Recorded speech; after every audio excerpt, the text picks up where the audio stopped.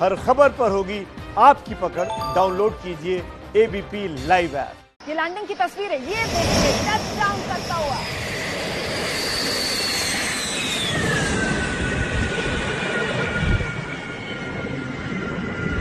जबरदस्त तस्वीर। राफेल विमान भारतीय सरजमी पर इस अंदाज में उतरा।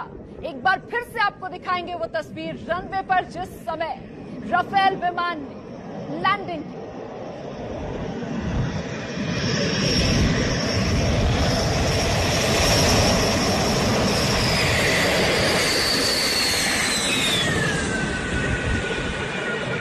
यूं ही नहीं, रक्षा मंत्री राजनाथ सिंह ने लिखा था द बर्ड्स हैव लैंडेड। आपने देखा कितनी स्मूथ लैंडिंग, शानदार लैंडिंग। एक बार फिर से देखिए।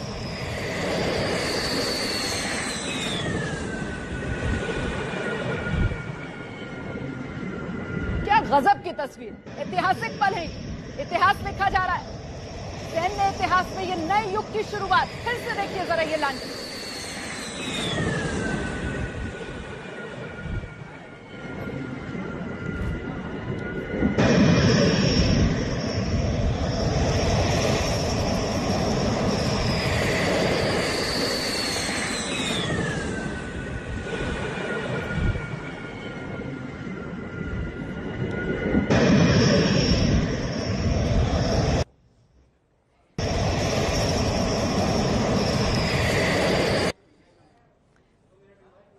राफेल की लैंडिंग की ये तस्वीर इस समय आप सिर्फ अपने चैनल एबीपी न्यूज पर देख रहे हैं। एक बार फिर से देखिए।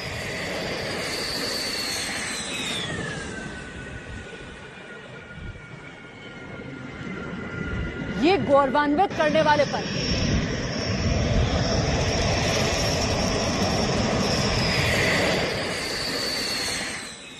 ये गौरवान्वित करने वाले पल हैं, ये फख्र से भर देने वाले पल हैं। ये पल वो हैं जो एहसास कराते हैं भारत की ताकत की, भारत की क्षमता की। ये देखिए, हवा का बाहुबली वायु योद्धा जिस समय लैंड कर रहा था भारत की सरजमी पर, उस समय की तस्वीर पूरी आवाज के साथ एक बार फिर से।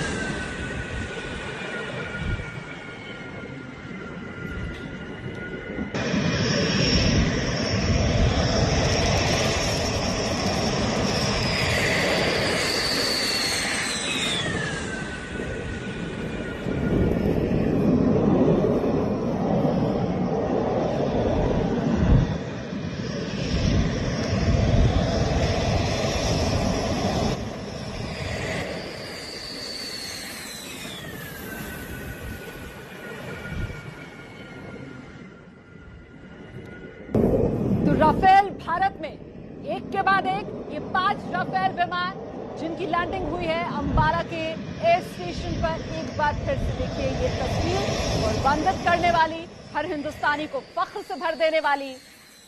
आ गया राफेल, एक के बाद एक 5 राफेल विमान जिनकी लैंडिंग हुई है अंबाला के इस एयर बेस में। वायुसेना की क्षमता में क्रांतिकारी बदलाव इसी राफेल की बदौलत। 5 राफेल की सुरक्षित लैंडिंग अपने चैनल एबीपी न्यूज पर इस समय आप देख रहे हैं। सबसे पहले हमने आपको दिखाई थी वो तस्वीर जब भारतीय वायु सीमा में राफेल दाखिल, उसके बाद हमने आपको दिखाई वो तस्वीर जब अंबाला के आसमान में राफेल, और अब एबीपी न्यूज पर यह तीसरी तस्वीर राफेल की, जब राफेल अंबाला एयरबेस पर लैंड कर रहा था। यही वो मौका था जब भारत में आया राफेल पहली बार भारत की भूमि पर राफेल ने लैंड किया। ये देखिए टैक्सिंग करते हुए अब ये राफेल विमान, 5 राफेल विमान हैं कुल, 2 अब तक नजर आ चुके हैं। ये टैक्सिंग हो रही है, अब ये जा रहे हैं आगे। लैंडिंग के बाद इस समय की तस्वीरें भी हम आपको दिखा रहे हैं। 2 अलग अलग कैमरों की तस्वीरें आपके सामने हैं। एक तरफ जिस समय लैंड कर रहे थे ये एक के बाद एक 5 राफेल विमान, और अब टैक्सिंग करते हुए, मतलब धीरे धीरे चलकर जाते हुए उस पार्किंग एरिया में, हैंगर की तरफ, जहां पर ये रखे जाएंगे।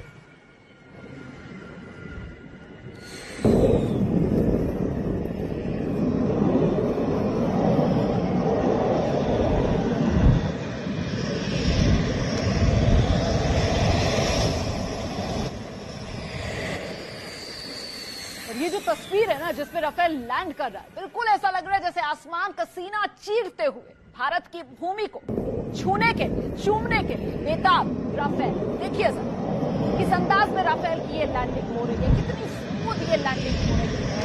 आसमान का सीना चीरकर भारत भूमि पर राफेल, भारत आ गया है राफेल।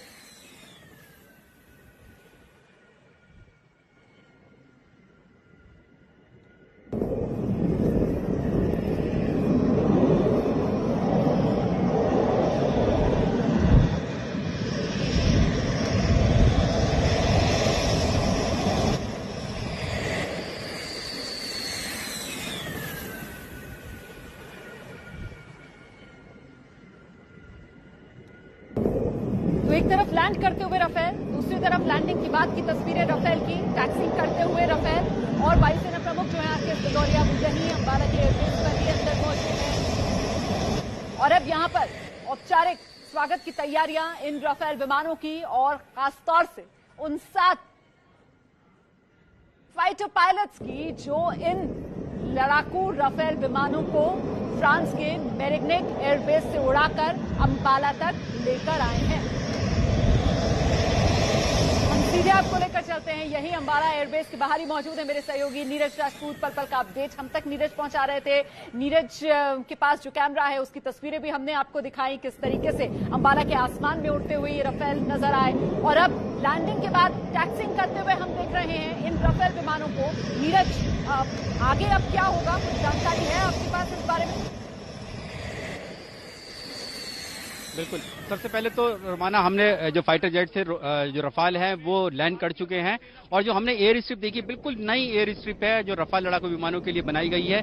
जैसे कि हम लोग पहले भी बात कर रहे थे कि किस तरह से नया इंफ्रास्ट्रक्चर जो है इस अंबाला एयरबेस पर तैयार किया गया था, तो ये एक नई एयर स्ट्रिप है जो कि रफाल लड़ाकू विमानों के लिए है। अलग पूरा हैंगर है जहां पर टैक्सिंग करके ये जाएंगे, और यहीं पर अब सेरेमनी एक होगी। बहुत बड़ी सेरेमनी ये नहीं कह सकता हूं मैं कि बहुत बड़ी सेरेमनी होगी, लेकिन एक छोटी सी फॉर्मल सेरेमनी यहां पर जरूर होगी, क्योंकि पहली बार रफाल लड़ाकू विमान जो है इतने सालों के इंतजार के बाद, 4 साल जो हो चुके हैं डील को, उसके बाद ये अब अंबाला यानी कि भारत में पहुंचे, तो सेरेमनी जरूर होगी, लेकिन बहुत बड़ी नहीं होगी। बहुत बड़ी सेरेमनी जो हम लोग देखेंगे वो अगस्त के महीने में देखेंगे, जबकि पूरी इसके वेपन्स इसके इंटीग्रेट कर दिए जाएंगे, इनकी मिसाइल्स इसमें इंटीग्रेट कर दी जाएंगी, और जब ये डिप्लॉयमेंट हो चुकी होगी, ऑपरेशनल डिप्लॉयमेंट हो चुकी होगी, ये तैनाती पे आने के बाद फिर एक सेरेमनी होगी ताकि इनकी ताकत को पूरी तरह से परखा जा सके, और उसके बाद ही हम लोग देखेंगे कि यहाँ पर जो है दुनिया के सामने, मीडिया के सामने जो है इन रफाल लड़ाकू विमानों का प्रदर्शन किया जाएगा, जिसमें जो उनकी जो एयर ऑपरेशंस भी दिखाए जाएंगे और स्टैटिक डिस्प्ले भी होगा। लेकिन आज जो हम लोग देख रहे हैं रक्षा मंत्री की तरफ से, रक्षा मंत्रालय की तरफ से जो वीडियोज आ रहे हैं, एयरफोर्स की तरफ से आ रहे हैं, उसमें ये साफ है कि यहाँ पर अब पहुंच चुके हैं जिसका इंतजार था यहाँ पर अंबाला में, और खासतौर से भारतीय वायुसेना को। अच्छा नीरज, वो जो हम बात कर रहे थे कि भाई वाटर कैनन सल्यूट भी दिया जाएगा इन राफेल विमानों को, तो वो जब बिल्कुल पूरी तरीके से हॉल्ट हो जाएगा, इनका स्टैंड स्टिल पर होंगे, उस समय दिया जाता है वो? और बिल्कुल जो हमें जानकारी दी गई थी कि उसके मुताबिक कि यहाँ पर जो स्वागत है जो फाइटर जेट्स का वो किया जाएगा, तो उसकी भी शायद हो सकती है कि तस्वीर या वीडियोज जो हैं वो रक्षा मंत्रालय या फिर भारतीय वायुसेना की तरफ से रिलीज कर दिए जाए।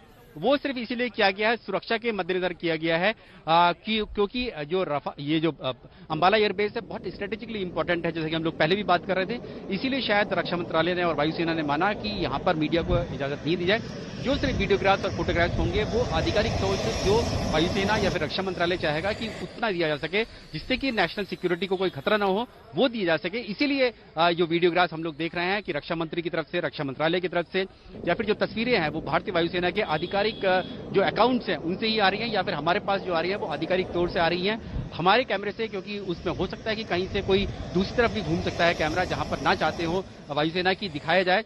क्योंकि इस समय दुनिया की नजर जो है खासतौर से चीन और पाकिस्तान की इन एयरबेस पर ही लगी हुई है, और जो क्योंकि पिछले 2.5 महीने से कॉन्फ्लिक्ट जैसी सिचुएशन बनी हुई है एलएसी पर, तो चीन की भी नजर पूरी तरह से है। और जैसे कि हम लोग लगातार देख रहे हैं 144 धारा लगाई गई, उस नोटिस में भी लिखा हुआ है कि एंटी सोशल एलिमेंट जो है इसका जो है वो गलत इस्तेमाल कर सकते हैं। वो सिर्फ और इसीलिए किया गया।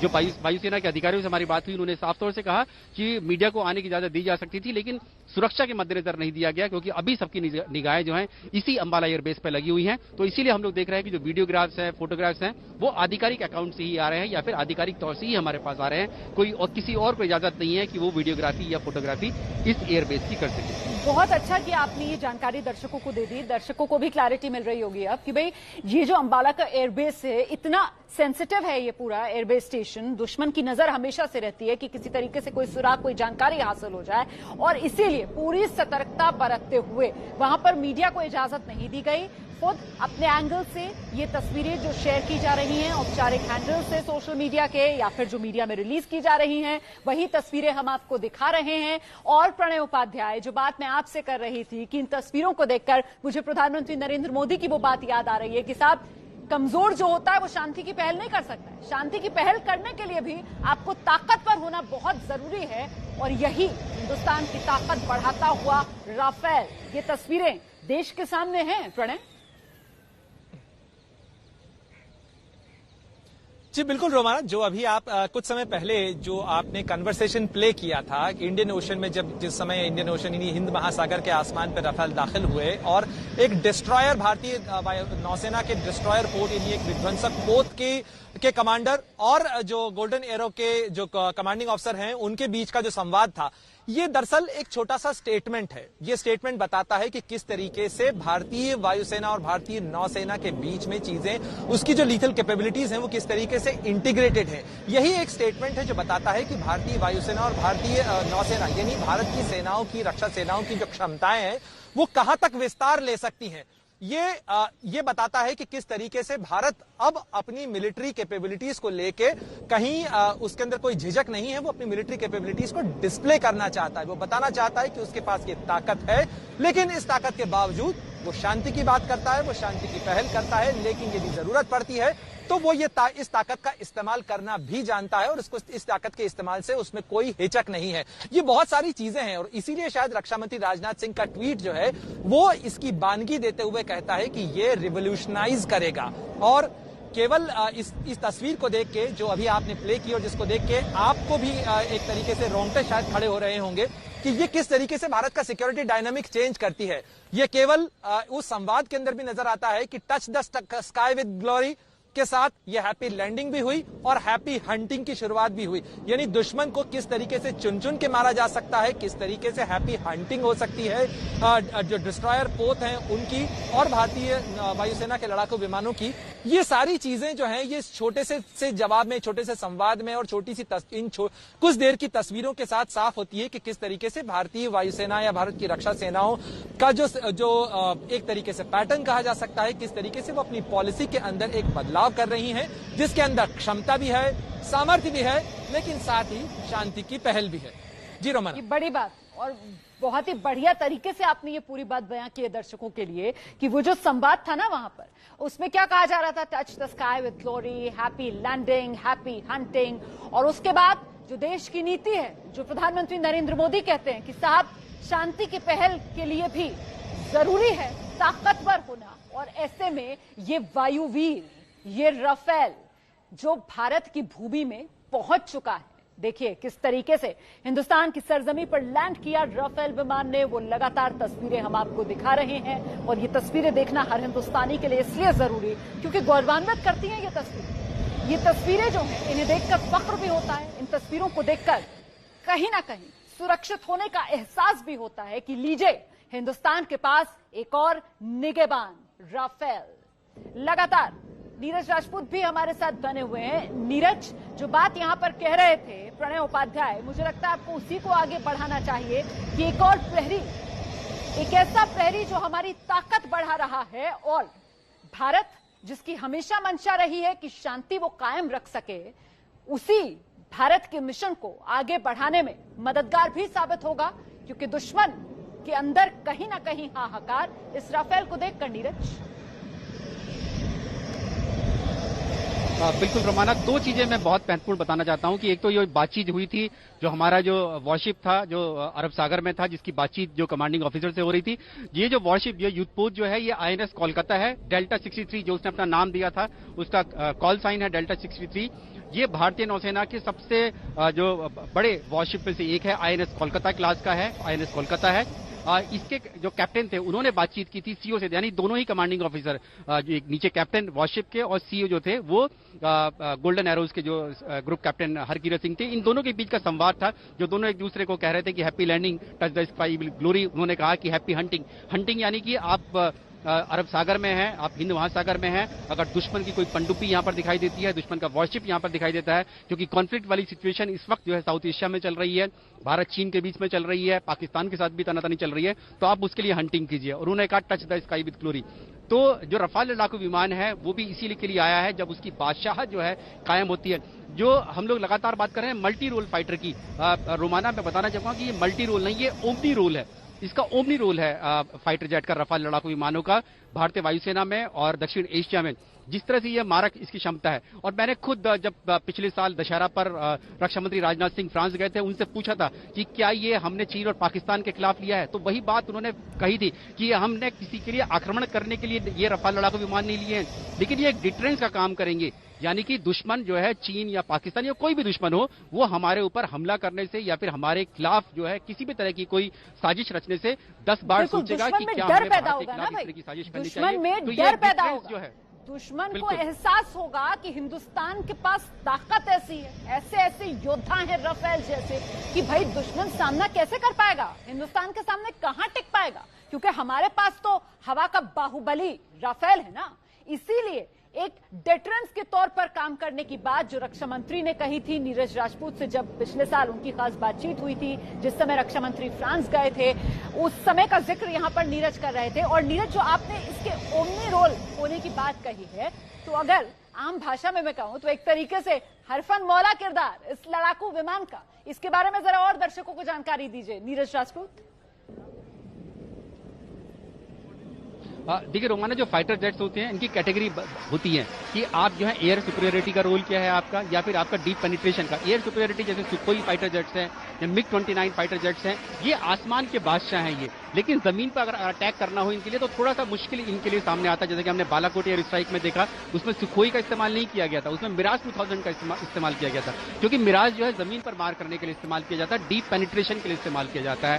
फिर उनके जो रडार सिस्टम होते हैं वो इस तरह के हैं कि वो अगर दुश्मन की सीमा में जाएंगे तो हो सकता है, क्योंकि भारी जो सुखोई ये सबसे बड़े और भारी जो है एयरक्राफ्ट में से है, इसलिए बहुत चांसेस रहते हैं कि दुश्मन की रडार में आ सकता है, इसलिए उनका इस्तेमाल नहीं किया गया था कुछ। और लेकिन जो ये रफाल फाइटर जेट्स है, तो मैं मल्टी रोल बजाय ओमनी रोल क्यों बता रहा हूं, क्योंकि ओमनी रोल इसलिए है क्योंकि इसका ये एयर सुपीरियरिटी तो है ही है, जिसकी मिटियोर मिसाइल है, इसकी जो मिका मिसाइल है, वो